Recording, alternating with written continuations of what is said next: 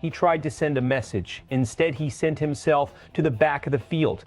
At Chicagoland Speedway, one driver decided payback was worth a risk, and it cost him almost everything.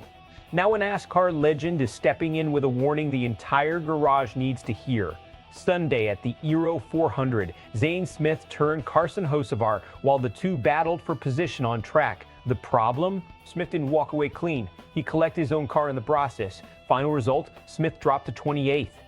Hocevar, the guy who got wrecked, actually recovered to finish 22nd, 6 spots ahead of the man who took him out. NASCAR looked at the replay, no penalty came down, and this wasn't a one-off. Smith and Hocevar have been trading paint all year with flashpoints already logged at Iowa and Nashville. This rivalry didn't start at Chicagoland. It's been building for months, race after race, incident after incident, until it finally boiled over on Sunday. That matters for two reasons. First, NASCAR's non-call sends a signal to the rest of the field. If contact like this doesn't draw a penalty, drivers are going to keep testing that line. And Smith versus Hocevar might just be the first storyline of many. Second, feuds like this don't stay contained. They bleed into practice sessions, they bleed into pit road conversations, and they absolutely bleed into how spotters talk to their drivers on similar restarts down the road. One bad Sunday can shape how a rivalry plays out for the rest of a season. Here's where it gets interesting and where NASCAR legend Kyle Petty didn't hold back. Petty broke this down on Inside the Race, and his take was sharp. Smith's real mistake wasn't throwing the block, it was throwing it recklessly. Petty called it a kamikaze mission, a driver so locked in on settling a score that he forgot to protect his own finish in the process. In Petty's eyes, this is chess, not checkers. You make the move, but you also need the escape route, wreck a rival, and still bring your own car home intact. Smith didn't do that. He gave up track position, gave up a finish, and got outrun by the very driver he was trying to punish. Let's talk strategy for a second, because this is the part casual fans miss.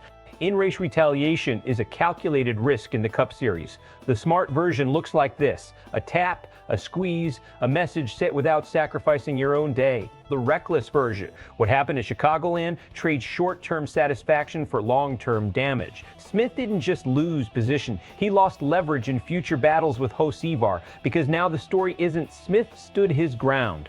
It's Smith wrecked himself trying to prove a point. Is this smart or dangerous? Dangerous, and Petty knows it. He wasn't condemning the instinct to retaliate. He was condemning the execution. There's a difference between standing up for yourself and blowing up your own race to do it, and that distinction is exactly what separates championship-level drivers from guys who let emotion drive the car for them. And with NASCAR choosing not to penalize the incident, there's now a real question hanging over the garage. Where exactly is the line between hard racing and intentional payback?